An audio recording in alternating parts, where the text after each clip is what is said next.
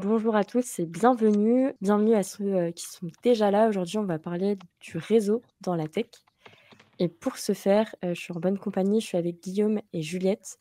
Donc Guillaume Bonjour. qui est, ambassadeur tech chez Le Bon Mmh. Coin Tech et Juliette qui est, vice-présidente du collectif, Health. Je vous laisse vous présenter, un petit peu plus et présenter aussi peut-être ce que vous faites, Merci déjà à Fanny et Guillaume, pour cette invitation. Très, très heureuse d'être, avec vous aujourd'hui. Moi, je m'appelle Juliette Delas. Du coup, aujourd'hui, je suis là avec ma casquette, Health Team. Health Team, c'est,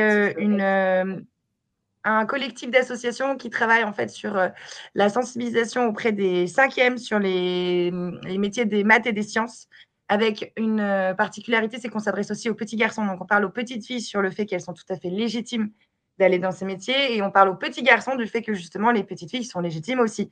Donc on travaille sur les deux biais de genre possibles, à travers une matinée et chaque session rassemble à peu près 7 000 élèves connectés en même temps à distance, ce qui fait qu'aujourd'hui, on a sensibilisé en un an plus de 15 000 élèves. Et sinon, ma casquette du jour, je suis responsable du développement de Femmat Numérique, qui est la fondation présidée par Elisabeth Moreno. On travaille sur la féminisation du numérique sur l'intégralité de la France. Et donc, c'est avec cette casquette-là que je suis là aussi, parce que le réseau, c'est clé. C'est ce dont on va parler aujourd'hui. C'est pour ça que je suis là aujourd'hui et que je suis chez Femmat Numérique. Donc, je pourrais vous apporter un peu des billes aussi sur cette partie-là. Je crois que c'est à moi. OK, bonjour à toutes et à tous. Donc je m'appelle Guillaume Grillat, je suis ambassadeur tech chez Le Bon Coin. Alors j'ai mis Le Bon Coin Tech parce que Le Bon Coin Tech, en fait, ça rassemble, l'ensemble des collaborateurs et collaboratrices qui bossent dans les équipes, qui pensent, développent et maintiennent nos plateformes web et mobiles chez Le Bon Coin. Donc Le Bon Coin, c'est une plateforme que vous devez peut-être connaître, hein, à peu près 28 millions d'utilisateurs uniques par mois. C'est là où vous allez trouver, vos objets du quotidien, mais aussi, peut-être votre appartement, peut-être une voiture, un vélo et cetera. Et en fait, derrière cette plateforme-là, il y a à peu près 700 personnes, qui travaillent dans les équipes produits et engineering, heu, principalement basées entre Paris et Nantes. Et donc mon métier, derrière ce titre, enfin très peu connu en France, qui existe plus du coup dans les pays anglo-saxons. En gros, mon métier, c'est de créer des collaborations entre les gens qui travaillent, dans nos équipes product and tech et des communautés externes. Quand je dis communauté externe, c'est aussi bien des éditeurs de technologies qu'on va implémenter sur notre plateforme, d'autres, grands, pure players, qui ont un peu les mêmes contraintes que nous, en termes de gestion, technologie, d'enjeux de sécurité, d'enjeux de scalabilité et cetera. Et puis aussi, toutes les communautés, et on va en parler, Meetup, donc c'est des communautés de professionnels ou d'étudiants, qui aspirent à devenir professionnels, qui se regroupent, autour des technologies, qu'elles affectionnent particulièrement, quoi. Voilà, donc j'ai cette casquette-là et j'ai une autre casquette, chez TechRox, qui est un réseau de tech leaders en France, qui organise donc régulièrement des meet-up, à destination plutôt des directions techniques, d'entreprises, dites technologiques, digitales. Et on organise du coup, je fais partie du comité de contenu, qui organise le Tech Summit, donc qui est la grosse conférence en fin d'année, heu, qui aura lieu le 1er et 2 décembre au Théâtre de Paris.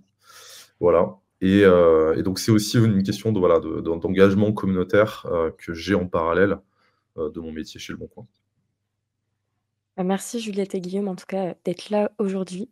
Pas mal de sujets, autour de la communauté, du réseau. Déjà pour commencer peut-être, parce qu'on n'a peut-être pas tous la même définition du réseau, c'est quoi pour vous un réseau, une communauté?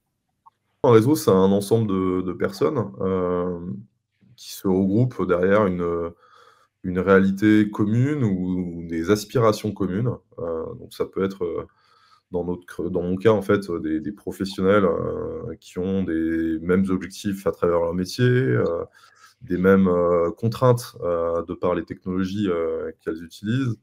Ça peut être aussi une question de cadre, en fait, hein. Quand je parle de cadre commun, c'est, mettons, quelqu'un qui bosse chez Le Bon Coin, c'est quelqu'un qui peut avoir à peu près les mêmes types de contraintes ou d'enjeux, quelqu'un qui bosse chez, VP, ou chez Blablacar. Parce que c'est des plateformes avec des dizaines de millions d'utilisateurs, et du coup des préoccupations, on va dire, assez similaires, quoi. Tout à fait d'accord avec Guillaume. Moi, j'ajouterais un truc, c'est que, le réseau, c'est un tremplin. Le réseau, c'est une porte de sortie. Le réseau, c'est la façon qui fait que tu penses ta carrière comme un marathon et pas un sprint. Moi, je sais que tout ce que j'ai fait jusqu'à présent, tous les jobs que j'ai eus jusqu'à présent, c'était que grâce à mon réseau. Je crois que j'ai pas postulé à une offre, à part mon premier CDI parce que tout a été fait grâce au réseau et en fait, le réseau est une source, en fait, de connaissances aussi.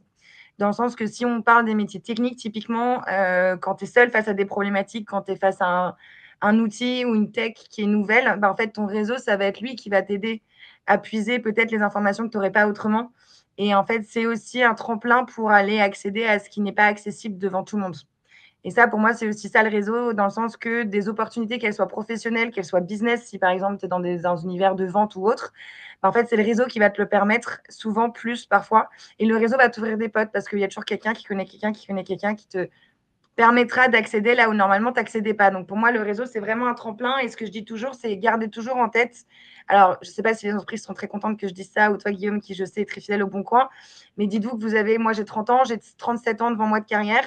Autant vous dire que si ma carrière repose uniquement sur les gens qui m'entourent au quotidien, mais que je ne pense pas au-delà de ça, bah, je pense que j'ai très vite me retrouver bloquée. Alors qu'en ayant un réseau, je me dis, si jamais ma boîte coule, et ben, en fait, j'ai tout mon réseau que j'ai cultivé, que j'entretiens, que j'arrose un peu comme une petite plante, et ben, peut-être que ce réseau va pouvoir me venir en aide. Et donc, le réseau devient une ressource à part entière que je trouve extrêmement riche, dense, humainement parlant, comme culturellement parlant, comme professionnellement parlant, pour assurer le marathon et pas s'essouffler sur un sprint. Ouais, j'aime bien ton analogie, Juliette. Moi, voilà, j'aurais parlé de muscle. C'est un muscle à entretenir en permanence. Voilà, exactement. D'ailleurs, c'est aussi bien intéressant à titre individuel, donc personnel, comme on le disait, Tout à fait. pour gérer sa carrière, mais aussi en fait à titre professionnel. C'est-à-dire qu'en fait, enfin, moi, c'est en l'occurrence une partie de mon métier, mais c'est ce réseau qui permet de nourrir les réflexions qu'on vont avoir mes collègues. Parce que pourquoi je fais ce métier-là, en fait, c'est que ça génère en fait de l'apprentissage pour mes équipes. Et quand je dis apprentissage, c'est pour maîtriser des technologies ou pour essayer effectivement de prendre des décisions plus facilement dans leur métier au quotidien. Donc, ce que je veux dire, c'est que le réseau aide individuellement et collectivement dans le cadre de mon métier. Et donc, c'est quelque chose qu'on doit effectivement entretenir, à notre sens, en permanence, en fait. Et que c'est pas Tout à fait. uniquement dans des phases de danger, comme on l'a dit, hein, le parcours professionnel, il peut être semé d'embûches. Oui. Faut pas attendre que ça déconne quelque part, pour se réveiller et commencer à prendre des actions à ce niveau-là. Exactement. Et d'ailleurs, je différencierais 2 univers. Il y a le réseau interne et il y a le réseau externe. Dans le sens que souvent, quand on pense réseau, on se dit LinkedIn, aller à des événements. On va en parler juste après, donc je vais pas commencer à rentrer là-dedans. Mais il faut jamais oublier le réseau interne, c'est-à-dire les personnes qui travaillent avec toi au quotidien, les managers. Typiquement, je donnerai un exemple et on le creusera plus tard si on a le temps. Si tu veux négocier ton salaire et qu'en fait, tu t'entends pas bien avec ton manager et que tu as que ton manager comme référent et que c'est lui qui décide de ton salaire, si tu as développé ton réseau dans ta boîte, ce qui arrive souvent aux femmes, donc moi, évidemment, mon domaine, c'est les femmes dans la tech, donc je connais aussi ces sources de discrimination.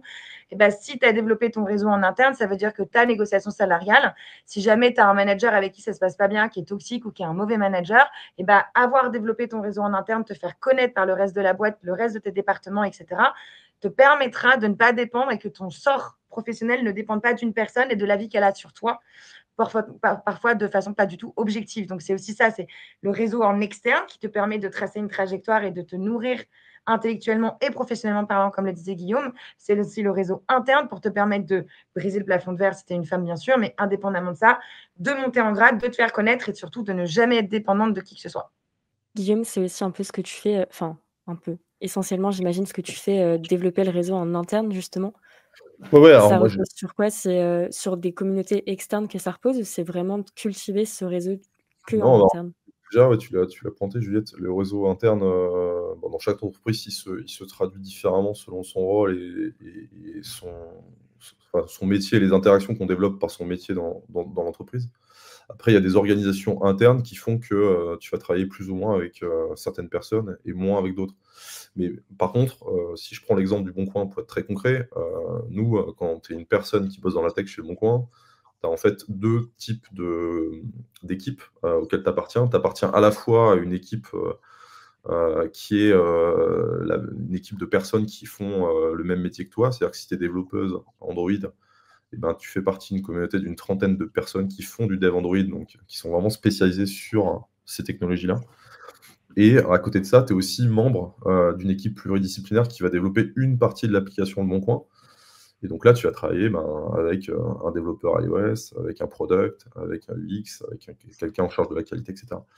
Donc en fait, oui, c'est ton réseau, tu vas le développer de par l'organisation qui est mise en place, mais j'aime bien l'idée de se dire, comme disait Juliette, c'est que ta sphère d'influence, en fait, c'est toi qui vas être autonome, en fait, et qui va devoir la créer. Et c'est par les collaborations et ce que tu apportes, ce que vous allez vous apporter mutuellement aussi, parce que c'est jamais à sens unique, Tout à fait. que tu vas te construire en fait un écosystème de gens qui sauront compter sur toi et inversement, toi compter sur eux quand on aura besoin. Et tu as raison d'ailleurs, Guillaume, hein. Ce concept de win-win, souvent on l'oublie. Et moi, il y a un truc que je déteste, c'est quand des gens me contactent pour me dire j'ai besoin de toi. Parce que du coup, tu les connais ni d'Ève ni d'Adam. Un réseau, ça se cultive, un réseau, ça se travaille. Et c'est ce que disait Guillaume, hein, c'est un muscle, c'est du travail au quotidien, c'est contacter les personnes qu'on a appréciées, qu'on a rencontrées à un événement, c'est les recontacter, c'est leur envoyer des contenus, c'est s'échanger des bonnes pratiques, c'est maintenir cette relation. Et en fait, cette relation, elle est toujours à double sens, mais finalement, comme n'importe quelle relation. Donc, il faut toujours se dire que les relations que tu crées dans ton réseau, c'est comme des relations amoureuses ou des relations amicales ou des relations familiales. Même si finalement, tu ne le dis pas comme ça, il y a toujours une question de réciprocité. Et tu ne peux pas contacter quelqu'un que tu connais ni d'Ève ni d'Adam, d'autant plus si c'est une personne avec un poste important ou qui n'a pas beaucoup de temps, pour lui dire en gros, salut, je t'appelle, j'ai besoin de toi. Ça, c'est pas possible. Et vraiment, gardez-le en tête, ne jamais contacter quelqu'un en lui disant comment toi, tu vas m'aider. Il faut toujours garder en tête aussi que quand on contacte quelqu'un et quand on crée du réseau, il faut que ça reste une conversation, il faut que ça reste un échange, il faut que ça reste, voilà, où tu n'as pas l'impression qu'on est en train de te vendre un truc, qu'on a l'impression que tu es en train de te faire chasser. On a l'impression que, voilà, il faut créer quelque chose où tu te dis c'est à double sens, c'est une conversation, c'est un échange de bonnes pratiques. Ça ne veut pas dire que quand tu contactes quelqu'un, tu as forcément quelque chose à lui donner dans l'immédiat. Mais je vous donne un exemple. Moi, j'ai des gens qui me contactent et puis ils vont m'aider. Ils vont me dire, tiens, par exemple, je cherche un travail. Et bah, si je sais ce qu'ils recherchent, dès que je vois une offre qui peut correspondre, naturellement, je vais leur envoyer l'offre, juste le lien comme ça. Et en fait, ça peut paraître idiot, mais juste penser à des petites attentions comme ça et des petites choses qui disent, tiens, tu m'as parlé, j'ai entendu et je te rends l'appareil. Et ben ça crée une relation qui s'ancre dans le temps et où on n'est plus justement sur juste un échange de bonnes pratiques, uniquement un win-win, bien que le win-win soit nécessaire. C'est comment ensuite tu passes à l'étape d'après, qui est que c'est plus juste un win-win, c'est une conversation, c'est un échange et ensuite c'est une relation même que tu crées qui fait que parfois, moi j'ai des gens que j'ai rencontrés dans le monde pro, pour la plupart ça devient presque des amis finalement. Je vous dis pas qu'il faut devenir ami avec tout le monde, mais c'est qu'à tel point que quand tu rentres dans cette dimension d'interconnexion, ce concept d'inter, il fait que ça prend une autre dimension beaucoup plus riche, beaucoup plus intéressante et humainement, franchement formidable. Du coup, tu accèdes à des gens qui te racontent des choses qu'ils ne raconteraient pas à n'importe qui et qui te font grandir beaucoup plus vite. Et comment tu fais justement, on va en parler un peu, après, si tu vas dans un événement externe justement à ton entreprise, à ton réseau interne professionnel et que tu veux développer ton réseau, si tu rencontres quelqu'un que tu connais justement ni d'Ève ni d'Adam, mais dont le parcours t'intéresse ou dont le poste est similaire à ce que toi tu vises, comment tu vas lui parler pour justement créer un lien sans que ça paraisse intéressé? Et qu'est-ce que tu peux apporter quand toi tu es en recherche d'emploi et que tu es encore, junior? Mmh. Guillaume, je ne sais pas si tu veux répondre peut-être? Ouais, je peux me lancer.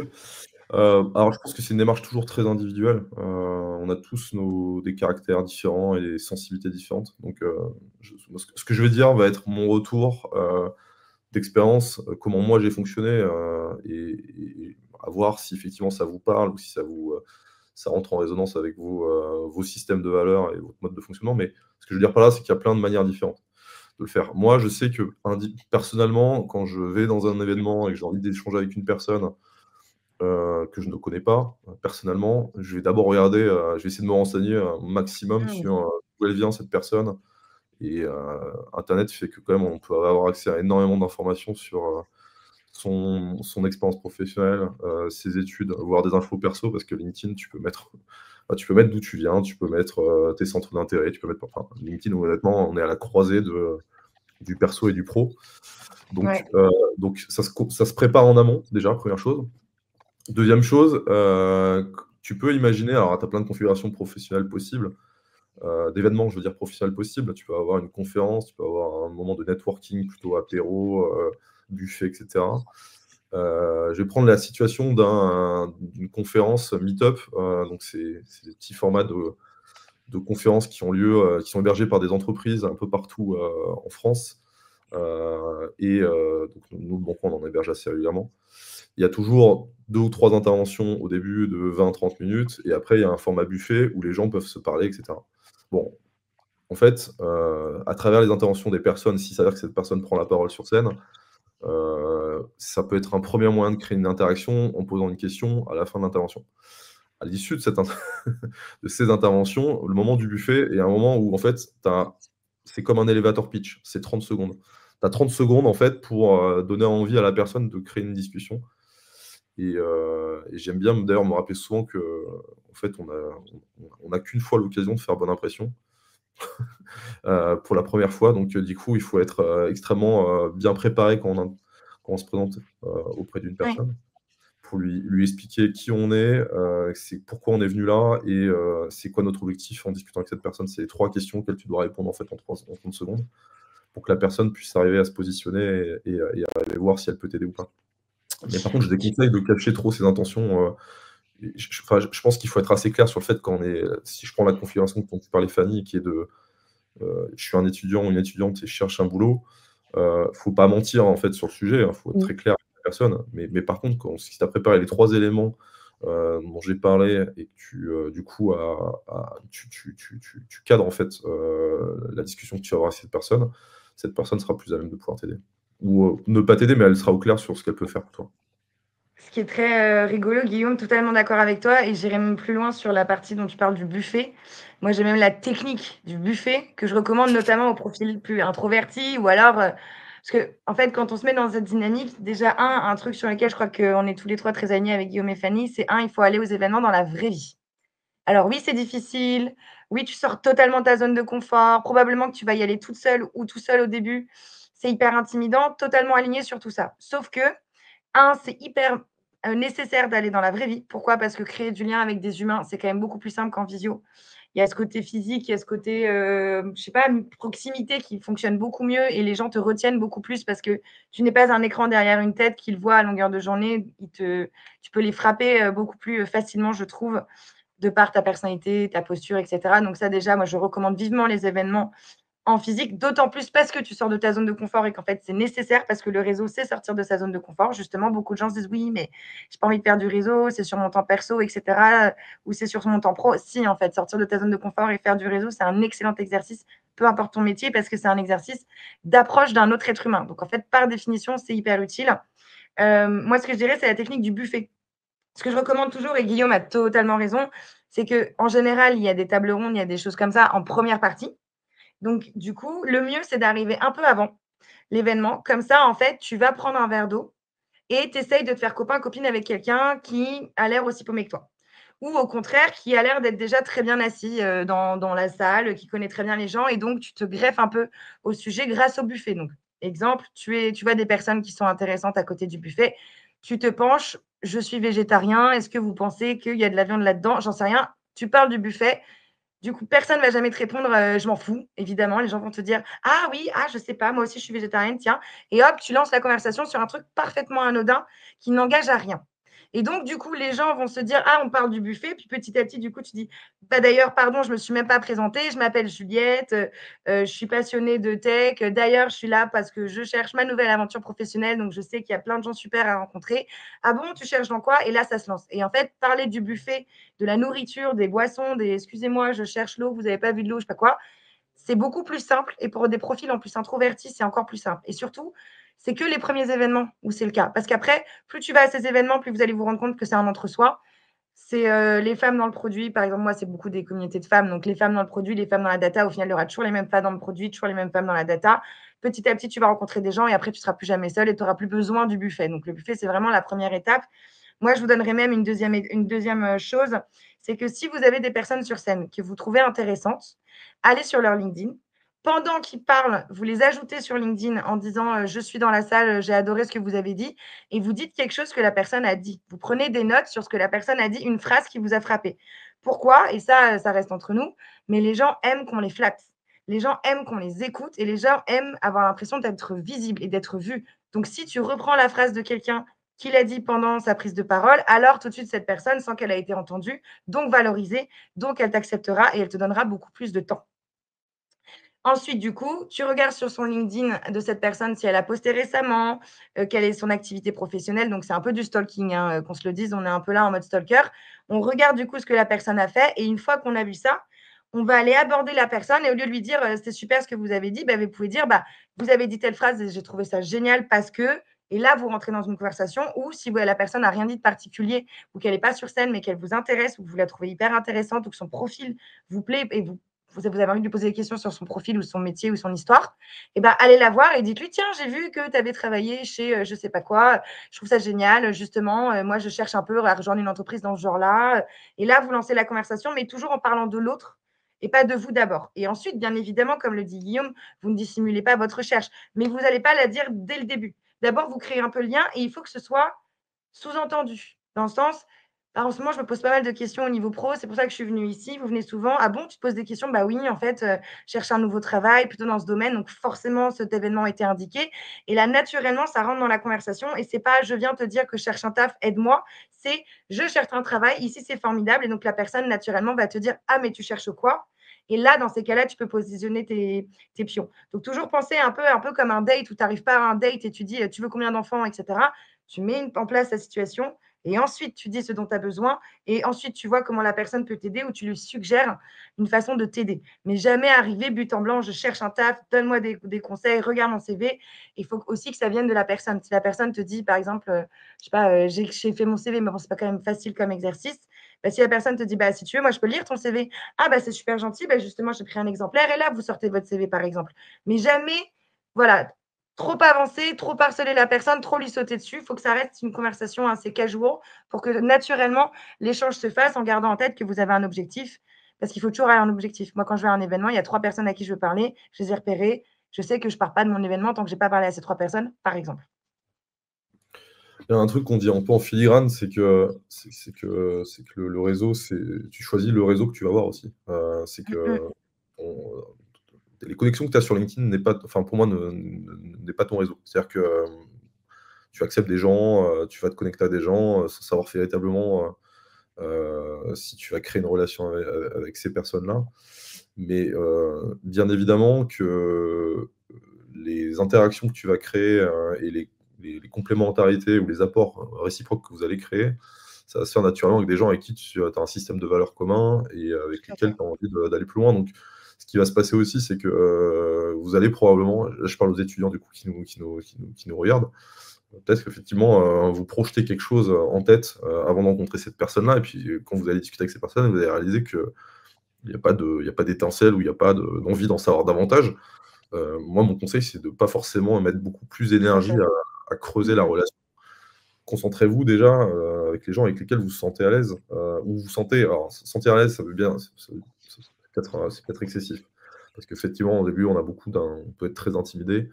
Je suis toujours très intimidé face à certaines personnes, mais par contre, j'avance vers les personnes avec lesquelles je sens qu'on peut avoir, des choses en commun et surtout, en fait, une relation qui va être facilitée parce qu'on a un système de valeurs commun. Et à Et dans l'inverse, ouais. je Mmh. bloque je bloque les gens qui vont, tu parlais Juliette, tu vois? Des gens qui peuvent venir vers toi de manière très intéressée. J'ai un exemple très concret, de la semaine dernière qui s'est passé. J'ai, une personne qui m'avait, contacté, pour, savoir si elle pouvait travailler avec, Le Bon Coin. C'est une boîte de conseil. Cette personne m'a contacté en me disant de rester en contact et 1 heure après, elle a contacté une autre personne de l'entreprise en se présentant de ma part, chose qui n'était absolument pas le cas et Bah oui. ma collègue m'a précisé qu'elle avait reçu un message vocal sur son téléphone, d'une personne qui se présentait de ma part, ce qui n'était absolument pas le cas. Je n'avais ni donné son nom ni ses coordonnées. Je me suis C'est poussif empressé en plus, hein, ouais, ouais, Ouais.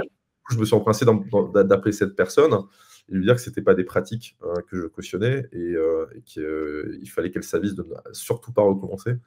Mais c'est ça que je veux dire, c'est que le réseau, en fait, tu mets les limites que tu veux, Mmh, mmh mh.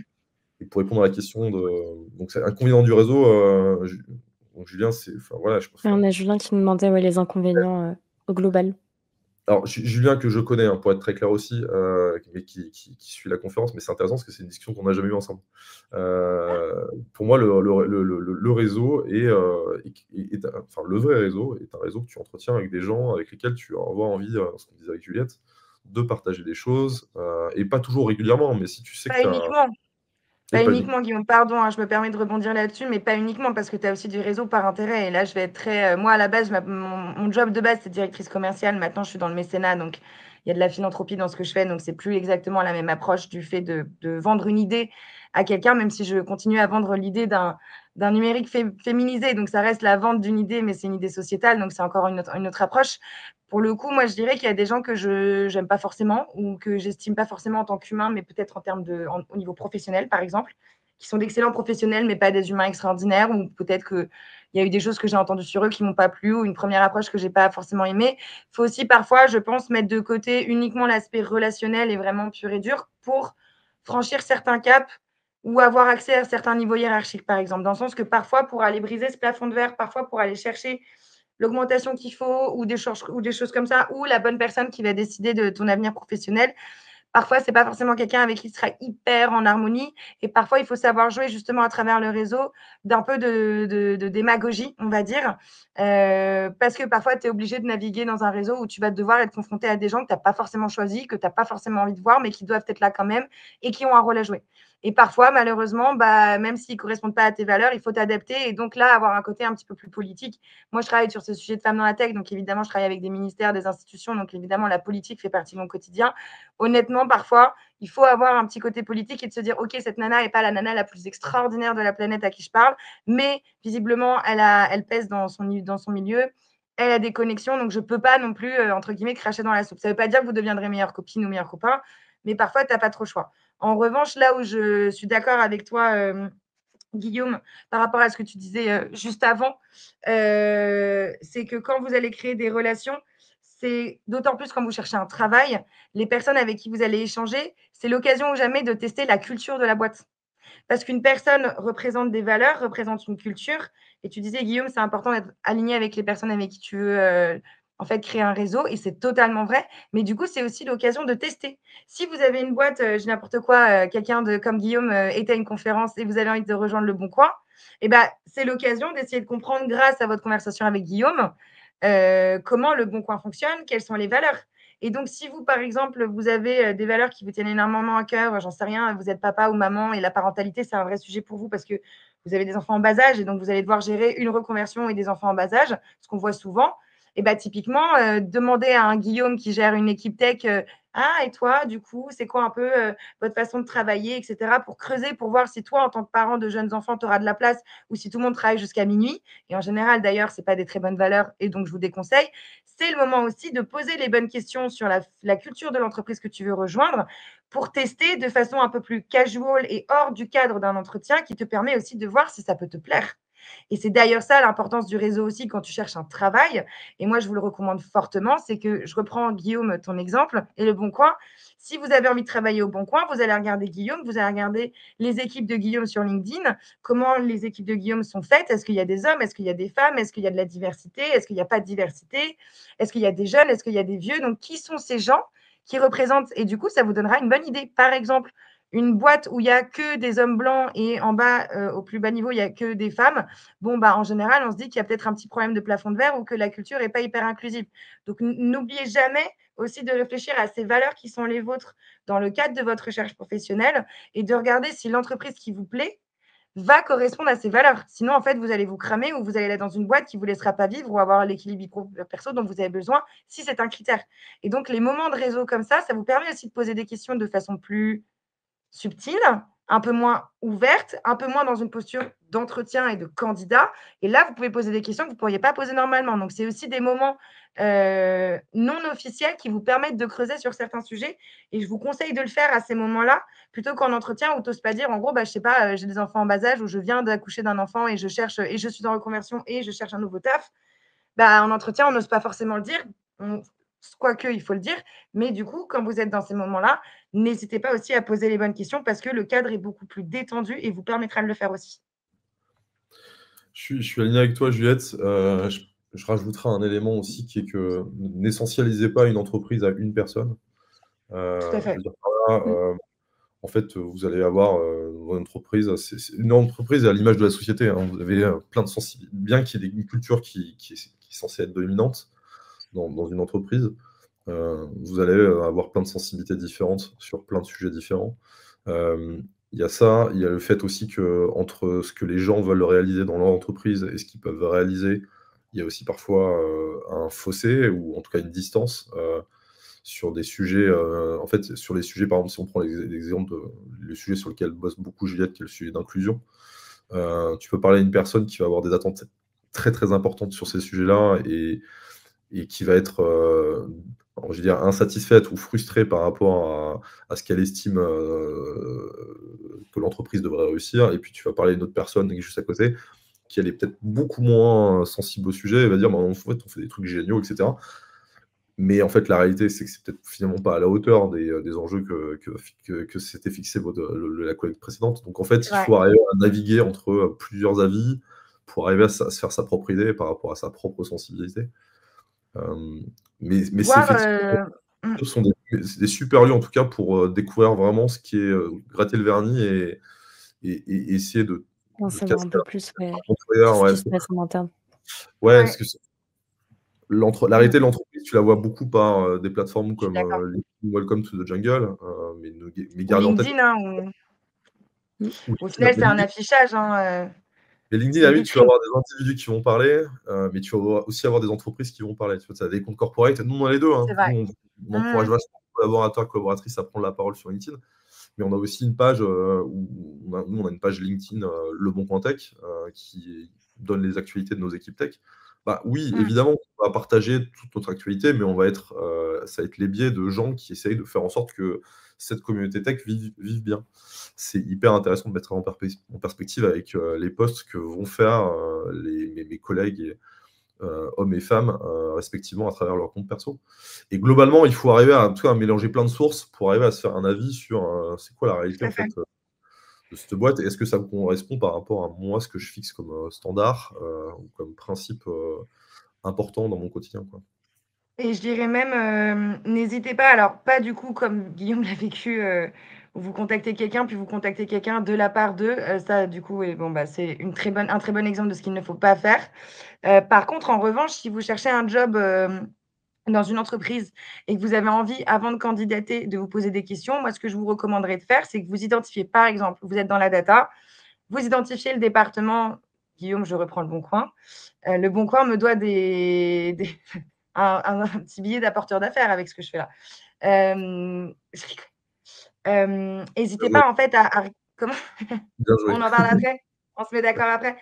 Non, mais sans rire, vous regardez par exemple le département data du Bon Coin et bah, vous regardez des profils qui correspondent à peu près à ce que vous aimeriez faire ou à une offre de poste surtout que vous avez vue en fait, qui vous plaît et puis du coup, n'hésitez pas à contacter 2-3 personnes des équipes en disant: «Voilà, j'ai vu ton profil, j'aime énormément ce que tu fais». Ah oui, d'ailleurs, quand vous contactez quelqu'un sur LinkedIn, la première phrase, c'est pas vous parlez pas de vous, hein, vous parlez d'eux, hein. «Bravo pour ton parcours, j'adore ton parcours». Flattez les gens. Première phrase, on flatte les gens, vraiment, je vous jure, ce conseil, il marche à tous les coups.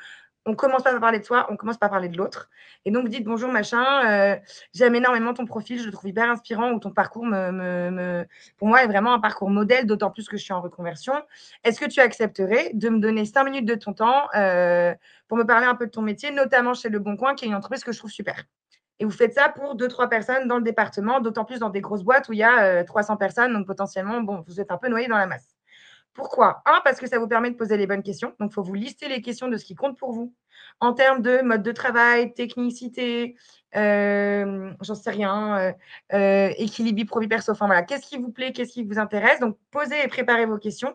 Et quand vous avez la personne au téléphone, on refait ce qu'on s'est dit plus tôt, donc c'est-à-dire vous lui faites parler d'elle avant de parler de vous, bien sûr. Et là, vous essayez, en fait, dans une conversation assez naturelle, de lui poser des questions, notamment sur son quotidien, sur son métier et sur son entreprise. Déjà, un, ça vous permet de savoir exactement dans quoi vous allez vous lancer si vous décidez de candidater.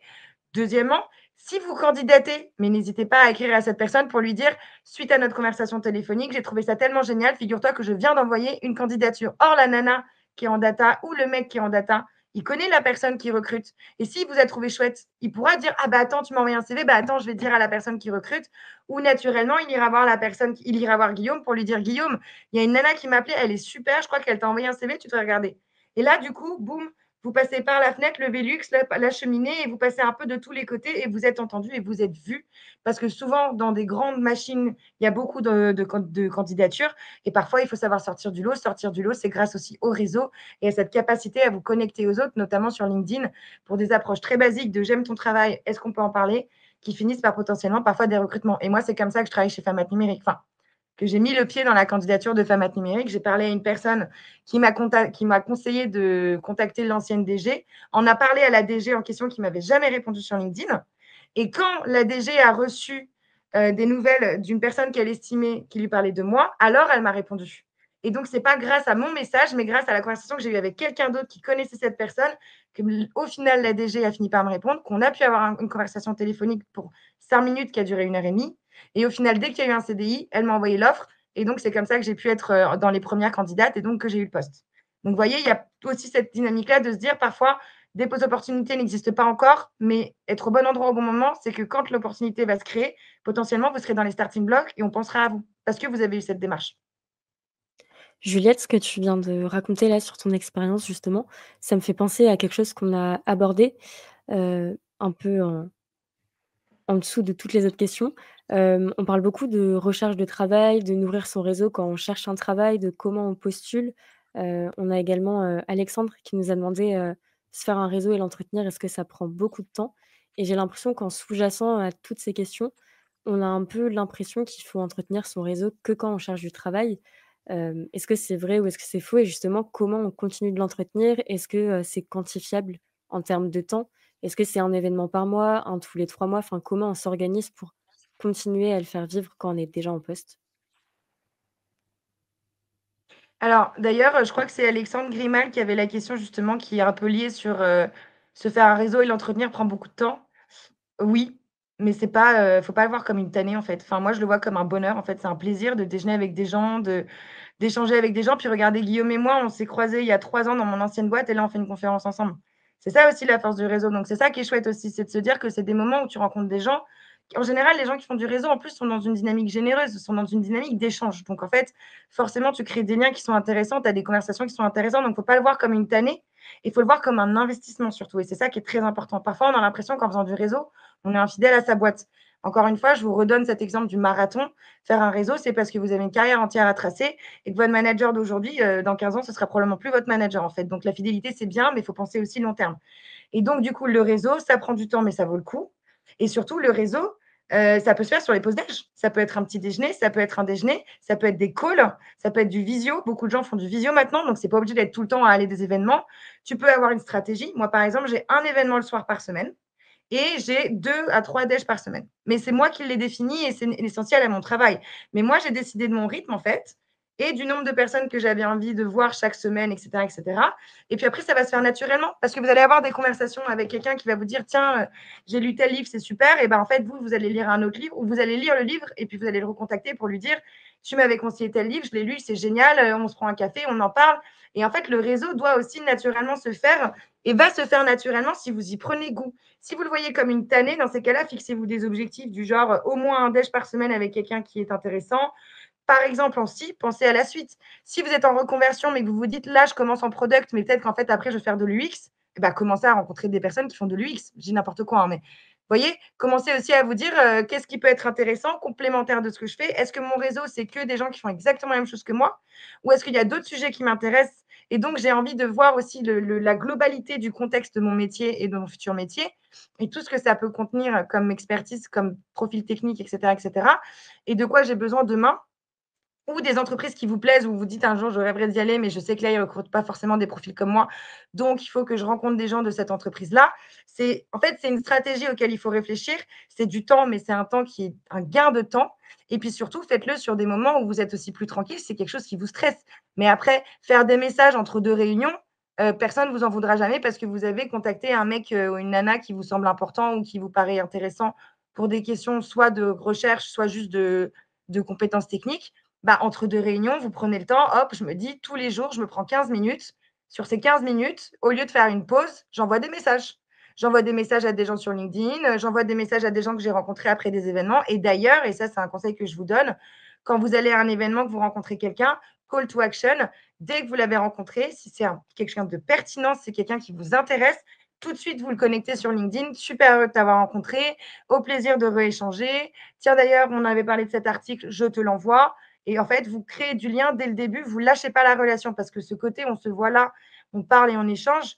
Dans une semaine, si cette personne, elle fait ça tous les jours, elle vous aura peut-être oublié. Donc, il ne faut pas aussi oublier de battre le fer tant qu'il est encore chaud et de ne pas voir ça comme une perte de temps, mais comme un investissement sur l'avenir. Peut-être que pour rebondir sur ce que tu dis, Juliette, je prends la question de Davila Carlos sur l'identification des réseaux et des événements. Tout comme tu définis des objectifs avant d'aller sur des événements, et ben, quand tu vas vouloir identifier les réseaux qui vont t'apporter de la valeur, il faut que tu identifies les types de métiers que tu veux faire. Aujourd'hui, je parle des organisations dans lesquelles je bosse qui sont plutôt des grosses plateformes. Les métiers sont très spécialisés et on va encore, voilà, on est quand même dans de l'hyper-spécialisation progressive. C'est-à-dire qu'on n'a pas un développeur mobile qui va faire de l'iOS et de l'Android aujourd'hui. Ça existait il y a quelques années, c'est aujourd'hui plus le cas parce que c'est des plateformes et c'est des langages techniques qui sont différents aujourd'hui. Alors, il y a parfois des recoupements sur des enjeux notamment du UX ou de design system, mais globalement, c'est des communautés très différenciées. Donc, j'ai envie de dire, partez en fait des technologies qui vous animent. Si je prends un exemple très concret, aujourd'hui, chez Le Bon Coin, notre back-end est en Golang, qui est un langage backé par Google. On a une communauté donc, du coup, de développeurs back-end Golang. Et à l'externe, il y a une communauté en France, de Golang Paris, qui s'appelle, qui regroupe du coup des centaines de développeurs et développeuses qui utilisent cette technologie-là. Si je prends l'exemple de la communauté Android, on a le Paris Android User Group, le POG, qui est une communauté de développeurs et développeuses Android à Paris, qui se retrouve du coup sur des meet-up organisés par cette communauté-là, et qui va assister à une ou deux conférences Android françaises, qui s'appelle en l'occurrence Android Makers, qui a eu lieu il y a 2 semaines. En fait, voilà, dites-vous qu'en fait, les lieux et les conférences associées vont souvent être les mêmes, hein, parce que Paris n'est pas un énorme... on n'est pas à Londres, on n'est pas à New York, c'est globalement une petite ville, il faut être honnête. Et les communautés, du coup, comme le disait Juliette, que vous allez retrouver, sont souvent animées par un groupe de quelques personnes ou une dizaine de personnes qui sont un peu les pivots en fait de ces communautés-là. Et donc en fait, il y a beaucoup d'événements gratuits en fait. Je le dis d'ailleurs souvent à des étudiants et des étudiantes, je leur dis en fait, moi ça n'existait pas. Alors je parle comme un vieux, hein, mais en vrai, j'étais diplômé en 2010. En 2010, il n'y avait pas ce phénomène des meet-up dans les entreprises. Alors c'est retombé avec le Covid, mais ça repart, c'est pas trop mal en vrai, Oui. en ce moment. Et en fait, c'est autant d'occasions pour rencontrer des gens en vrai. Comme on le disait aussi tout à l'heure, hein, il se passe autre chose quand on voit ces personnes en vrai. Et quand tu es étudiant ou étudiante, avoir des événements, de la proximité avec des gens qui n'ont pas de temps en règle générale et qui là, en fait, sont physiquement au même endroit et avec un espace un peu sécurisé pour leur parler sans qu'il y ait des centaines de personnes autour, c'est des occasions assez géniales, je trouve, pour une personne qui cherche un stage ou un job. Ça, c'est la première chose. Et la deuxième chose sur le temps qu'on y consacre, alors chacun a sa gestion, et selon aussi le rôle qu'on a, hein, parce que Juliette, effectivement, comme tu le dis, toi, tu as une dimension commerciale très forte. Donc mais en tout cas, les enjeux sont les mêmes, c'est faire de la veille et se connecter à des gens. Et moi, je crois que je le vois pas non plus comme une contrainte de faire... je pense que je dois faire à peu près 1 heure de veille chaque jour. Alors quand je dis veille, c'est aussi bien sur des médias tech que je suis, que LinkedIn, où je vois aussi à la fois l'activité des gens que je suis et à la fois l'activité des boîtes que je suis. Et puis ça me permet aussi de répondre aux sollicitations que je peux avoir. Mais je le fais, je le fais parce que ça m'apporte en fait de la connaissance. des alertes sur des choses qui peuvent des signaux faibles aussi, qui peuvent, le flux que vous allez avoir dans votre fil Twitter peut vous apporter des signaux faibles sur des tendances du marché, des tendances d'industrie qui vont avoir un impact sur les métiers que vous voulez faire. Là, en ce moment, on Oui, se parle que d'IA, donc dans la tech, donc il y a bonne nouvelle, hein, il y a souvent des événements qui là, je pense à Tech Rocks qui est une communauté dont je connais bien, tout à qui a fait. fait un article la semaine dernière sur, quel impact, a l'IA sur le métier de développeur et de développeuse. Ça, c'est hyper intéressant par rapport à ce que par rapport aux formations que vous suivez et au métier que vous voulez faire. Parce qu'en ce moment, l'IA a un impact quand même qui peut être soit extrêmement bénéfique, soit très complexe, et qui attaque certains rôles et qui en crée d'autres. Donc il faut arriver à identifier à quel endroit vous allez être, utile et sur lesquels quel endroit vous allez pouvoir trouver des opportunités. Ouais et pour compléter, pour identifier du coup, les événements et cetera, bah, déjà Tech Rocks, tu le disais Guillaume, c'est top sur la partie technique. Ils ont beaucoup de meet-up et cetera. Moi, je vous recommanderais aussi de suivre les personnes sur LinkedIn qui travaillent sur des domaines qui vous intéressent. En fait, comme le dit Guillaume et très clairement, on va pas se mentir, Paris, si vous êtes tous à Paris, c'est un entre-soi. C'est-à-dire que pour chaque domaine, vous allez avoir toujours les mêmes personnes qui brillent aussi et qu'il faut aborder ou dont il faut être dans le sillage. Globalement, chaque réseau est un entre-soi, en fait. Vous avez les femmes et les par exemple, si on parle des femmes dans la tech, vous avez les femmes dans le produit, les femmes dans la data, les femmes dans l'intelligence artificielle. Vous allez avoir des groupes women in tech, mais en fait, vous allez avoir des spécificités par corps de métier. Et ben, en fait, c'est un peu partout pareil. Vous avez les sujets de féminisation de la tech où moi, je vois bien que c'est souvent les mêmes personnes qui sont très engagées, que je vais retrouver, qui vont avoir un impact, qui vont avoir une voix. Vous allez avoir l'univers de Guillaume et le vôtre, qui est la tech, où pareil, il va y avoir un peu les génies au féminin comme au masculin qu'on a envie de suivre, les entreprises qui font des choses un peu révolutionnaires, les entreprises qui s'engagent. Donc, pareil, si vous êtes dans la finance, bah, vous allez avoir en fonction des univers de la finance, comment dire, les pontes de chacun des domaines. Enfin, finalement, au final, c'est un peu toujours les mêmes gens en fonction du domaine dans lequel vous êtes et ce qui vous intéresse. Donc, gardez aussi ça en tête, c'est que plus vous allez suivre les bonnes personnes, plus vous serez au bon endroit, avec les bons événements, avec les bonnes communautés. Donc, vous rencontrerez ces personnes toujours. Donc, vous allez créer du lien. Donc, votre réseau deviendra en fait limite une espèce d'amicale dans laquelle vous avez envie d'aller et vous avez hâte de vous retrouver. Et en fait, petit à petit, ça va devenir un exercice qui est non seulement extrêmement utile, mais qui est aussi extrêmement agréable et qui, en plus, évidemment, vous fera monter en compétences professionnelles à tout niveau, notamment sur l'aspect technique, si vous êtes dans des communautés comme Tech Rocks, qui sont vraiment des communautés, des rencontres autour des métiers de la tech et pas juste d'un sujet annexe ou de sa globalité, mais qui vraiment rentre dans la technique.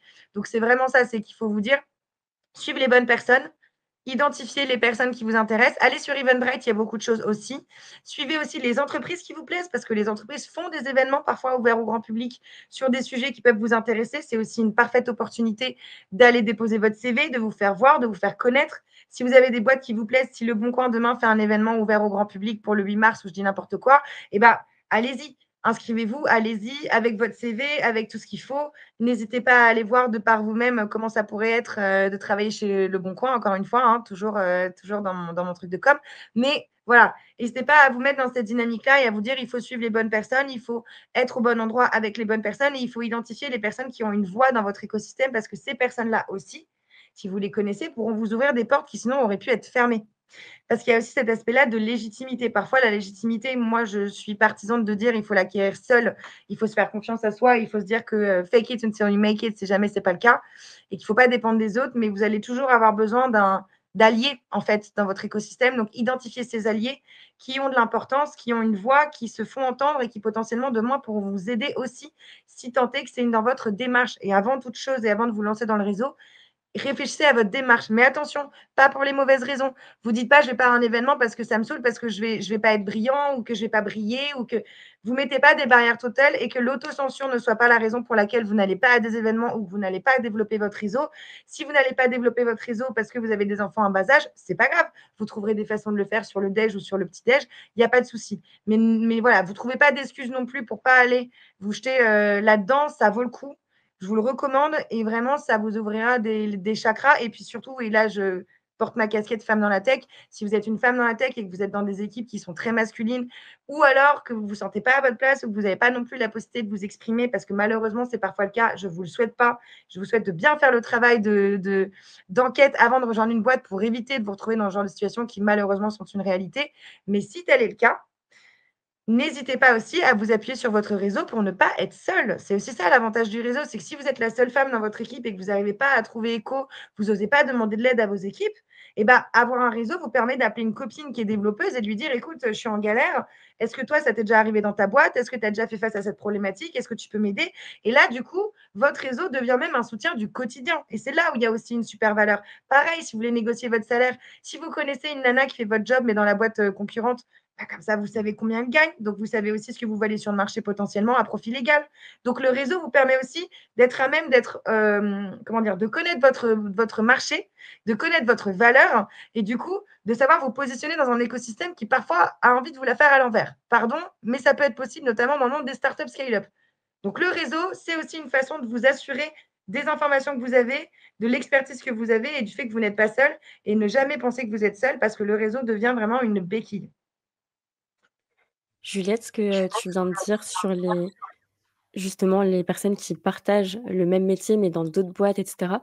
Guillaume, c'est ce dont tu parlais, j'avais écouté le podcast que tu as fait pour Le Bon Coin Tech où tu parlais un peu justement de tes missions au quotidien et tu utilisais le mot pair, c'est un mot qu'on utilise beaucoup aussi dans la tech. Est-ce que vous recommandez justement d'aller contacter des pairs, de façon régulière pour s'informer un peu de l'état du marché, dans le domaine dans lequel on travaille, le métier dans lequel on travaille ou c'est quelque chose qui est plutôt, rare, qu'on fait, moins souvent? Alors en fait, c'est une pratique qui est en vigueur, hein. Aujourd'hui, nous, on a dans chaque, équipe, de spécialités, donc je vous disais Android, iOS, data, infra et cetera. Toutes ces spécialités-là, à chaque fois, il y a un lead, quelqu'un qui garant des bonnes pratiques, une ou plusieurs personnes d'ailleurs. En fait, ils le font assez naturellement, ils sont déjà connectés à d'autres boîtes, et du coup, il y a des réseaux, en fait, ils ont leur réseau, personnel, hein, qui mélangent avec le réseau, professionnel. Et et donc les meet-ups sont vraiment pour moi la cristallisation de ça. C'est-à-dire que c'est ces personnes qui échangent, alors parfois il y a beaucoup de choses qui se partagent par des boucles, soit d'email, mais aujourd'hui c'est comme Slack, avec aujourd'hui des espaces, Slack dédiés par communauté, des espaces qui sont privés ou qui sont parfois ou en tout cas, il faut se faire coopter pour pouvoir les intégrer. Ils ont ces «bonnes pratiques» entre guillemets déjà au quotidien en place. Donc ça, c'est quelque chose, en tout cas, moi, si je me place, dans la perspective de quelqu'un qui cherche qui est junior et qui cherche à intégrer ces milieux-là, moi, je conseille d'abord d'essayer d'aller sur les événements meet-up, donc physiques et présentiels. Vous allez, comme je le disais, rencontrer, des personnes qui souvent sont les personnes qui gèrent, ces réseaux Slack, pour arriver du coup à créer un lien et expliquer pourquoi en fait, enfin qui vous êtes et quel intérêt vous avez à les suivre. Et ensuite, la démarche de basculer après sur les Slack, en étant identifié physiquement dans le réseau est beaucoup plus facile. Mais oui, en tout cas, ce qui est super important, c'est d'être présent sur les 2 en fait. Aujourd'hui, maintenir son réseau, c'est un mélange de présence digitale et de concrétisation, je dirais en présentiel avec des relations, et des événements qui sont organisés en vrai, où vous allez aussi pouvoir, et ben, maintenir le lien et vous ouvrir en fait à d'autres gens. Donc ça, c'est super précieux d'avoir une double approche, à ce niveau-là, ouais. Ouais, exactement. Bah, pour compléter, Guillaume, parce que globalement, tu as tout dit, hein, c'est que quand on parle d'échanges entre pairs, moi, j'irai plus loin et je dirais aujourd'hui, de quoi vous avez besoin, demain, vers où vous vous projetez. Et donc, avoir aujourd'hui ces pairs qui font le même métier ou dans le même écosystème ou qui ont les mêmes backgrounds que vous parce qu'ils ont fait de la reconversion comme vous, ce genre de choses-là, c'est extrêmement important et c'est ça qui va vous permettre de progresser et de vous sentir entouré. Maintenant, n'oubliez jamais aussi que c'est encore une fois un marathon et que donc potentiellement, il faut réfléchir à vos potentielles évolutions à peut-être des domaines dans lesquels vous vous projetez. Donc, je dis n'importe quoi. Là, vous êtes en alternance. Je ne sais pas si c'est ça vos contrats, pardon de ne pas le savoir, mais si vous êtes en alternance, par exemple, dans une boîte qui fait de la pharma, mais qu'en fait, vous, votre rêve, c'est tout ce qui est écologie, et que vous vous dites, bah voilà, là, j'acquiers des compétences techniques, mais ensuite, je veux changer d'univers, bah, n'hésitez pas à vous rapprocher aussi à travers votre réseau de personnes qui travaillent sur des sujets qui vous passionnent, même à titre perso. Et si vous êtes passionné d'écologie et que demain vous vous projetez dans cet univers, vous pouvez commencer dès maintenant à rencontrer des gens qui travaillent sur ces sujets. Et qui demain, si vous vous dites finalement, ouais, la pharma c'était super, mais là j'ai vraiment envie de faire de la tech, mais dans la green tech, et bah, vous avez déjà un panel de personnes qui est là. Et donc, c'est un peu comme une espèce de trame de fond en continu. Où vous avez d'une part l'urgence de la situation et le métier que vous faites aujourd'hui et les besoins dont vous avez aujourd'hui, que vous avez aujourd'hui, et demain vos projections. Et aussi, quand vous allez chercher un taf, moi, quand j'ai cherché, toujours pareil, agent de femme app numérique, ça faisait un petit moment que je me posais des questions et donc j'avais commencé en fait petit à petit à rencontrer des gens qui faisaient des métiers qui pourraient me plaire, à être dans des écosystèmes qui pouvaient me plaire sans pour autant me dire c'est maintenant tout de suite et je cherche maintenant. Mais comme je me posais des questions sur la dimension que je voulais avoir dans mon travail au quotidien, je me disais tiens, ça j'aime bien, bon bah je vais rencontrer quelqu'un qui fait ça. Et puis peut-être que ça va me dégoûter ou au contraire peut-être que ça va me rassurer sur le fait que c'est peut-être ça ma next step. Et donc petit à petit, je rencontrais des gens qui me nourrissaient dans mes recherches et dans le fait d'affiner ce que je voulais faire de ma vie. Et donc, petit à petit, je me suis dit, ah ben, en fait, ça, j'aime bien, ça, j'aime bien. Et ça m'a permis aussi de faire le tri et d'affiner mes envies, mes besoins, ce qui me motive, ce qui me passionne, que ce soit professionnellement parlant ou peut-être parfois un petit peu au-delà au niveau perso, puisque comme l'a dit Guillaume, aujourd'hui, on est dans un monde pro qui mélange aussi un peu de perso et c'est OK. C'est à vous de mettre la mesure de ce que vous voulez donner ou pas et de ce que vous voulez transmettre ou pas sur votre vie perso. Aucune obligation. Mais si vous avez des motivations et des passions qui sont plus du perso que du pro, mais qui demain pourraient devenir du pro, n'hésitez pas à vous enterrer de personnes qui peuvent vous répondre et qui peuvent voilà, vous nourrir. Je pense aussi à quelque chose dont on avait parlé à Fanny quand on préparait cette intervention, c'était la question de se poser de savoir pour les personnes qui sont en reconversion, si elles devaient acter un avant et un après entre leur précédente vie Exactement, ouais. en dehors de la tech et la vie. En fait, la réalité, c'est que tout est une question de continuité et les réseaux que vous avez construits avant sera probablement le même par la suite, élargi en fait, mais vous n'allez pas fermer la porte à un réseau que vous avez connu par avant. Si vous êtes en fait, posez-vous d'ailleurs par rapport, je pense qu'il y a une bonne question à se poser en ce moment individuellement. C'est donc par rapport à l'émergence de l'IA qui est très forte et qui change à la fois les pratiques métiers qu'on va avoir et à la fois les secteurs d'activité dans lesquels on travaille. Réfléchissez à l'impact que peut avoir aujourd'hui l'IA dans le secteur d'activité dans lequel vous travaillez précédemment. En fait, le secteur d'activité dans lequel si vous avez une expérience, en tout cas, dans un secteur suffisamment longtemps, vous connaissez finalement très bien je dirais les tenants et aboutissants de cette industrie-là. Et c'est intéressant, je trouve, en ce moment, si vous êtes en train de vous former à un métier de développeur ou développeuse, de réfléchir à dans quelle mesure l'IA va avoir un impact assez fort, parce qu'aujourd'hui aussi, il y a deux types de réseaux, si on schématise tech. Il y a les réseaux par compétences métiers et par type de métier. Comme je vous avais parlé, les réseaux CocoAds côté iOS ou les réseaux Paris Android User Group pour Android. Et puis vous avez après des réseaux qui réfléchissent à la transformation du métier par rapport à l'IA. Je vais essayer si je peux partager l'écran, je vous montre juste rapidement. Ouais, c'est ça. Par exemple, je leur fais de la pub, mais il n'y a aucun problème là-dessus. Ils sont, en vrai, c'est des gens qui se posent des bonnes questions sur aujourd'hui quel est l'impact de l'IA sur les métiers tech et sur les industries associées.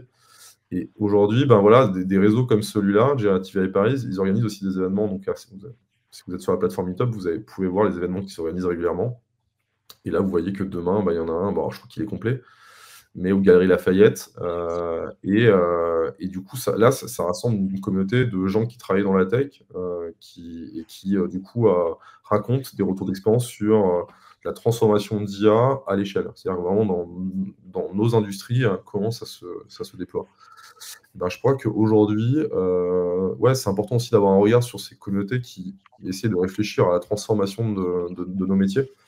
Donc voilà, ne vous enfermez pas uniquement dans les technologies que vous maîtrisez ou vous voulez maîtriser, mais aussi essayer de réfléchir, faire un pas de côté et de regarder des communautés meet-up ou des communautés professionnelles qui se réunissent et qui réfléchissent à la transformation de notre industrie tech, plus largement. Et en termes de type d'événement, là, Guillaume, tu nous as partagé un événement où il y avait 400 participants. Est-ce que vous recommandez une fourchette au niveau du nombre de participants pour les premiers événements? Ou est-ce qu'on peut aller dans des gros événements comme ça et espérer parler à des gens avec lesquels on va créer un lien? Alors, déjà, ces événements, en fait, ils mettent en place des listes d'attente. Enfin, là, en l'occurrence, c'est une communauté qui marche beaucoup. Donc, ils mettent en fait une fourchette de liste d'attente. Enfin, ils mettent une barrière, en fait, en termes de Les taille participants. de OK. participants, parce que juste les salles dans lesquelles ils organisent des événements ont quand même des limites. Donc, après, soit ils font un événement en virtuel pour celles et ceux qui ne peuvent pas suivre, qui ne peuvent pas assister en présentiel. Soit ils enregistrent et ils mettent le replay en ligne. Eux, je sais qu'ils le font. Mais je ne crois pas qu'il faille forcément réfléchir à ça aujourd'hui, parce que par ailleurs, aussi garde en tête que les événements gratuits en présentiel ont un taux de no-show qui est de l'ordre de 30 à 50%. Ouais. Mmh. Donc, ce qui veut dire qu'en fait, vous avez une liste de 400, mais il y aura probablement 200 qui se seraient pointés à cet événement-là en vrai, et pour tout. Mais par contre, du coup, c'est important. Et alors, ça, c'est un petit conseil aussi. Et là, j'ai lu la semaine dernière un coup de gueule d'une organisatrice d'événements qui Bah oui.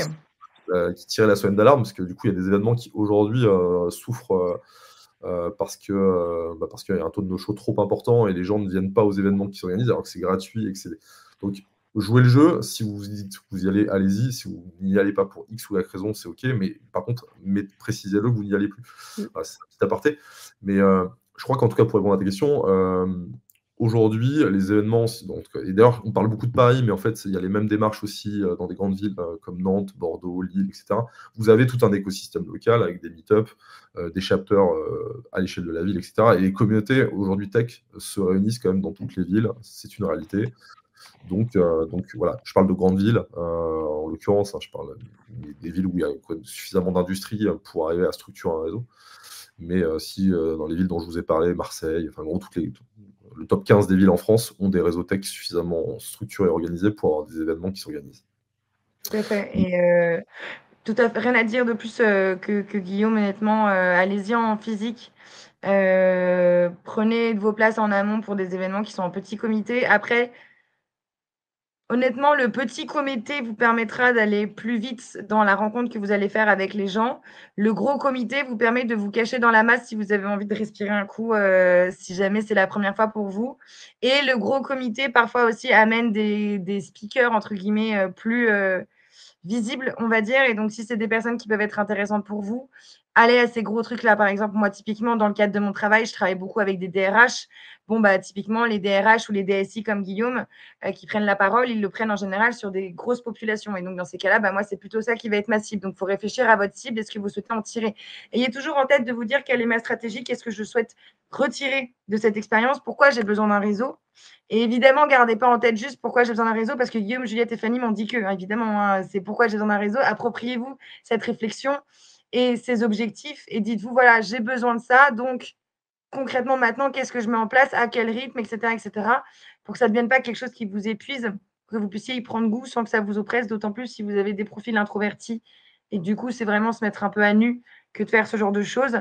Pareil, si vous avez peur d'y aller, allez-y avec quelqu'un qui est dans votre classe. Si vous êtes à la White Cold School et que vous avez des camarades de classe et que vous avez les mêmes envies, allez-y ensemble pour commencer. Ça sera aussi plus simple que d'y aller seul. Donc, équipez-vous aussi pour vous mettre dans les bonnes dispositions pour commencer avec des événements qui vous plaisent tout simplement. Et ensuite, vous verrez. Peut-être que les petits comités vous plairont plus que les gros comités, mais il faut tester pour voir. Donc, testez et mettez-vous un peu, voilà, sortez de votre zone de confort et essayez vraiment des choses. Et par exemple, typiquement, moi, ce qui me chagrine un peu, c'est que je crois qu'il y a des filles qui sont connectées, c'est que des garçons qui posent des questions. Donc, voyez, mesdames, si ça vous intéresse, par exemple, là, c'est le moment de poser les bonnes questions. Donc, évidemment, n'hésitez pas à me contacter sur LinkedIn après si vous voulez me poser des questions que vous n'avez pas envie de poser devant tout le monde. Mais typiquement, des rencontres comme celle-ci, c'est le moment de poser des questions. Et vous voyez dans le chat, c'est 4 garçons qui ont posé des questions. Donc, merci, messieurs. Ce n'est pas du tout un reproche. Je suis ravie qu'on est ravis d'avoir vos questions. Mais voyez, typiquement, c'est le moment où il faut prendre la parole, il faut se positionner, il faut se rendre visible. Vous avez comme ça, par exemple, des rencontres en visio. Mesdames, montrez-vous. Parce que c'est aussi ça, c'est que moi, du coup, je suis speaker, je viens de voir qu'il y a Julien, je viens de voir qu'il y a Alexandre. Bah, si Alexandre et Julien m'écrivent sur LinkedIn, je vais leur répondre parce que j'ai vu qu'ils étaient actifs pendant la conversation. Vous ne l'étiez pas. Donc, si vous êtes actifs pendant la conversation et que vous m'écrivez sur LinkedIn, je me souviendrai de vous. Et là, vous créez une relation. Donc, ça veut dire aussi sortir de votre zone de confort dans ce genre de manifestation aussi. Et je dis ça en toute bienveillance, c'est pour vous que je dis ça. Non, mais tu as raison. Et un autre truc aussi que je voulais rajouter qui est super important, c'est qu'on parle beaucoup d'événements gratuits. Regardez, en fait, il y a des conférences tech maintenant qui mettent des tickets à disposition d'étudiants ou d'étudiantes à des tarifs très préférentiels Là, en l'occurrence, j'ai le Mixit qui est la grosse conférence tech à Lyon.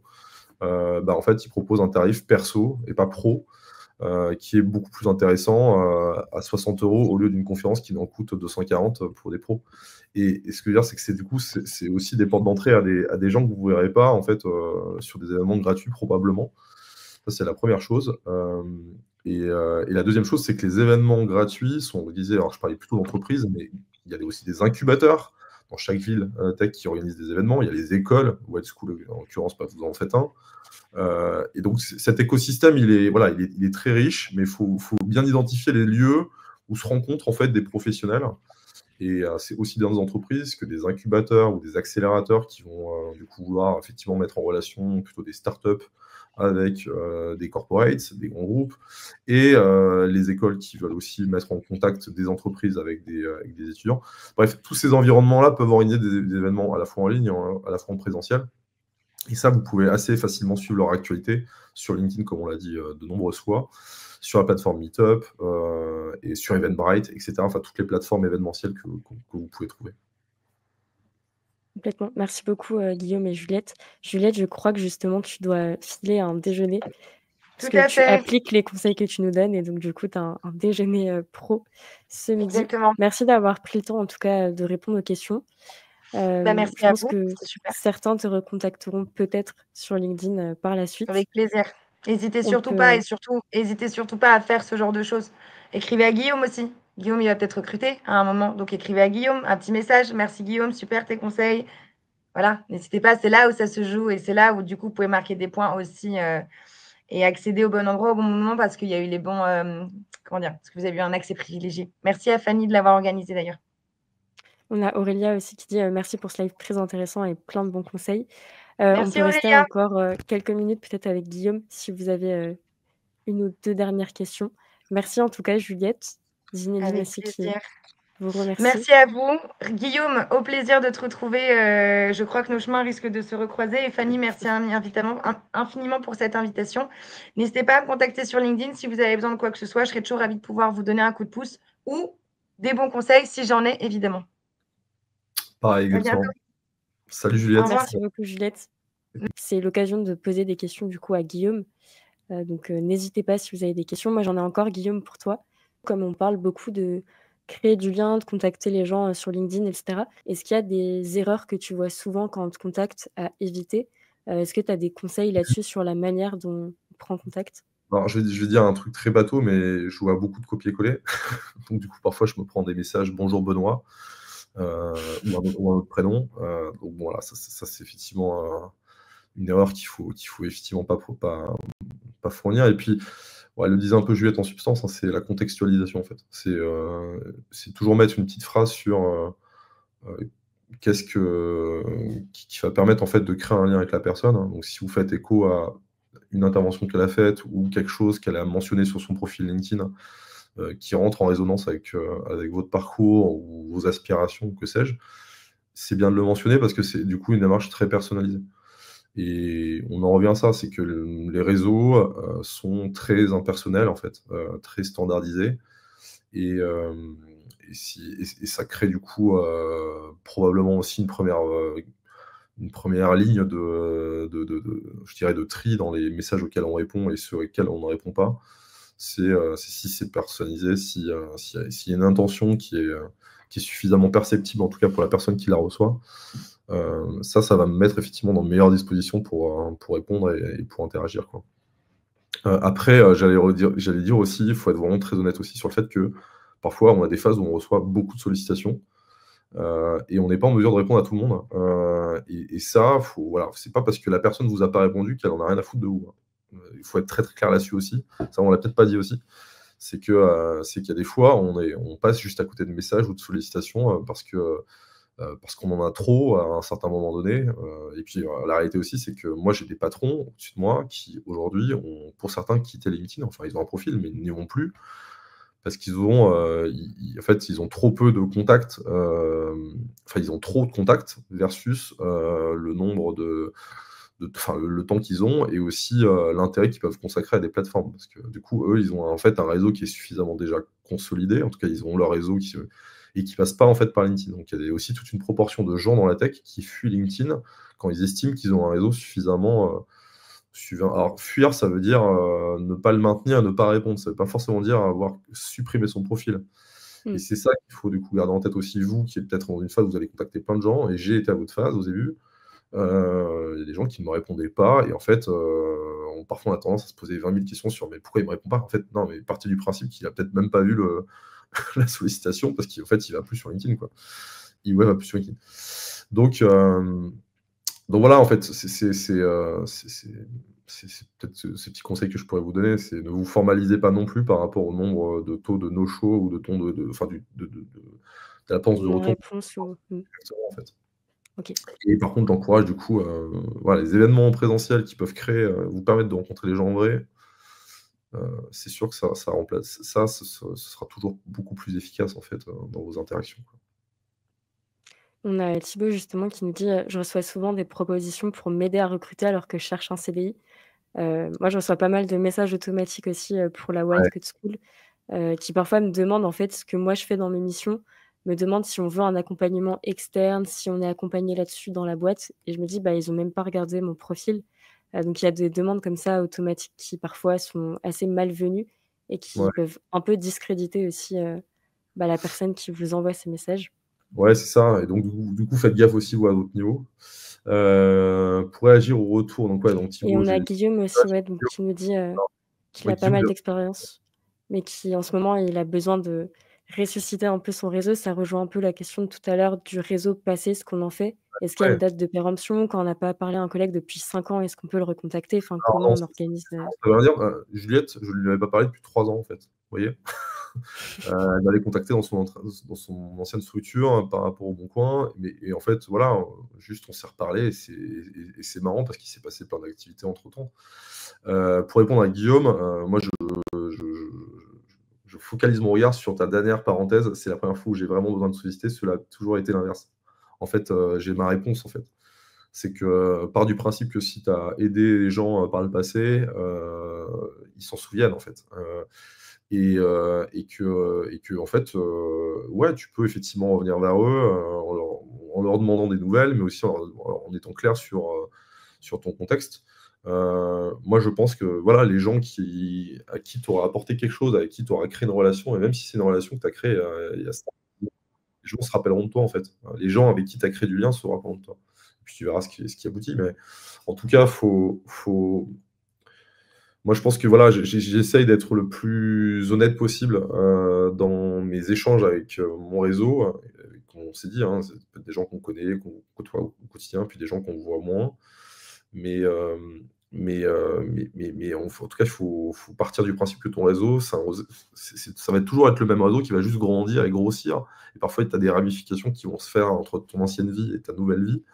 Parfois pas, mais c'est des couches en fait, sur lesquelles tu vas aller, t'appuyer, selon les moments de ta vie, et voilà, moi je suis un peu comme Juliette, j'ai à peu près le même nombre d'années, je pense qu'il me reste devant moi de travail. Je considère que je vais avoir de nouvelles couches qui vont se consolider autour et ce sera parfois des réseaux qui se mélangent, parfois des réseaux qui se mélangent pas du tout. Guillaume, j'espère que ça répond à ton interrogation. N'hésitez pas dans le chat si vous avez justement, d'autres questions ou d'autres problématiques, plus personnelles que vous voulez bien partager. Ça, on peut, vous répondre. Mais du coup, ouais, Guillaume, tu nous dis qu'il y a vraiment, en fait, pas de règle finalement, dans le fait de se construire un réseau et que finalement ça passe beaucoup aussi par le feeling. Ouais, moi je crois vachement à la en fait, vous serez jamais aussi bon que quand vous vous sentez bien dans vos pompes, face à une personne. Donc, elle a raison Juliette quand elle dit qu'au début, faut pour passer certains caps, il va falloir discuter avec des gens, peut-être qu'avec lesquels vous aurez moins d'affinité.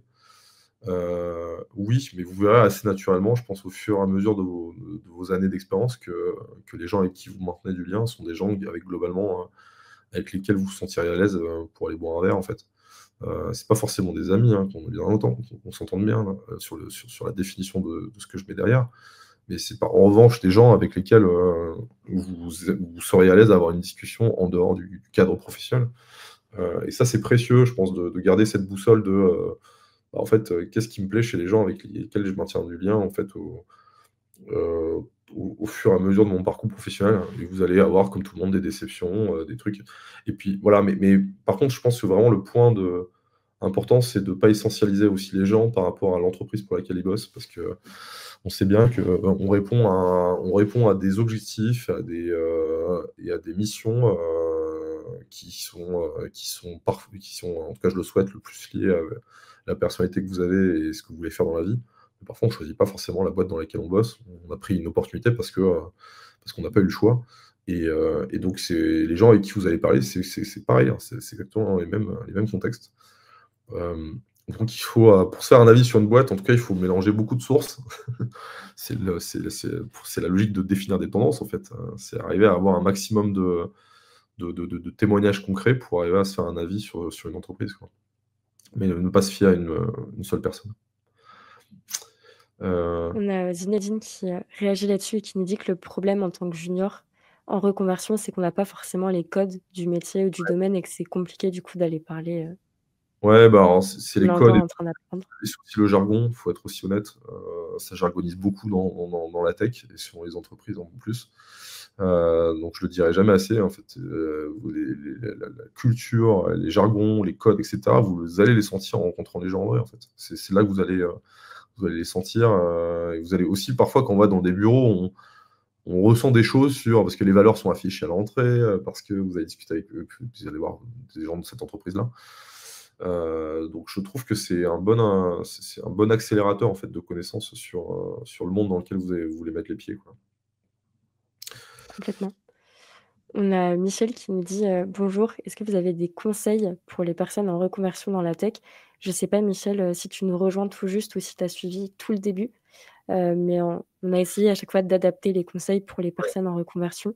Guillaume, tu as peut-être d'autres conseils qui te Non, viennent, mais je pourrais dire, alors, dans la tech, si on se parle des métiers, enfin du développement en fait, enfin heu, vous avez aujourd'hui des plateformes, comme GitHub, qui vous permettent d'avoir des profils des profils qui peuvent où vous pouvez mettre à disposition les projets, perso que vous pouvez avoir, soit des projets que vous avez faits à travers vos études et ça c'est chouette d'arriver à les mettre, de pouvoir arriver à les partager. Alors évidemment, assurez-vous que c'est OK, mais en tout cas, je pense qu'il faut arriver à rendre accessible un maximum de projets, sur lesquels vous avez travaillé parce que c'est la matière qui va nourrir la discussion que vous allez avoir avec les gens, qui seront, en phase, de pouvoir vous offrir peut-être des opportunités professionnelles. Donc, le plus vous rendez visibles les projets et les technologies que vous maîtrisez ou qui vous intéressent, et ça peut être, voilà, ça peut être sur GitHub, ça peut être sur LinkedIn par des posts que vous faites, ou des articles que vous partagez, ou que vous suivez, bah, c'est autant d'informations que vous allez pouvoir, rendre visibles, en fait, aux gens qui seront en mesure de vous recruter, potentiellement par la suite.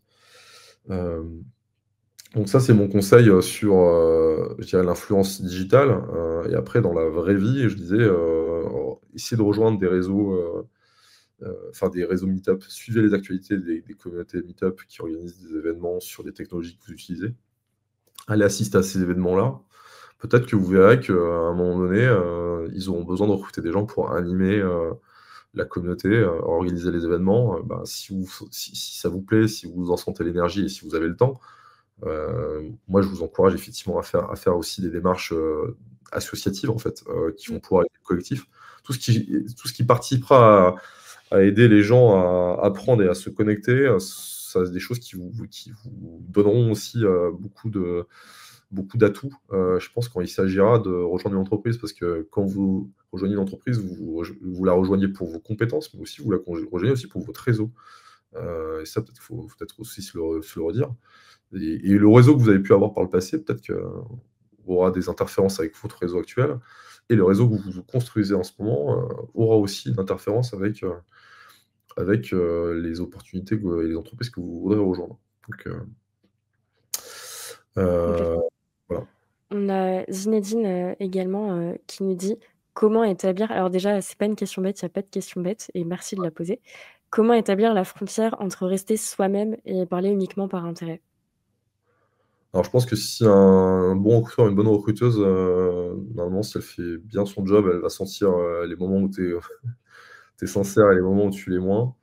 Et alors de plein de manières différentes, parce que du coup, quand elle te posera des questions sur ton parcours, elle sentira les projets sur lesquels tu as été le plus excité, sur lesquels tu t'es le plus épanoui, et à l'inverse, elle sentira les trucs qui sont un peu plus bullshit, parce que tu auras juste moins d'enthousiasme, et en tout cas, tu l'afficheras moins. Donc, moi, j'ai tendance à dire, de toute façon, si tu chasses le naturel, il reviendra au galop d'une manière ou d'une autre. Donc moi, je te conseillerais pas d'essayer de jouer, de créer un personnage, même tu vas plus te mettre en danger, et tu vas plus flipper parce que tu auras des scénarios que tu n'auras jamais imaginés. Enfin bon, bref, de par le croisement des discussions que tu vas avoir avec différents interlocuteurs, interlocutrices, je pense que tu vas te faire piéger à un moment donné. Voilà, sois toi-même, ça fera le tri aussi avec les interlocuteurs, avec les interlocutrices avec lesquelles tu te sentiras pas à l'aise et avec lesquelles peut-être que tu n'auras pas envie de travailler plus tard.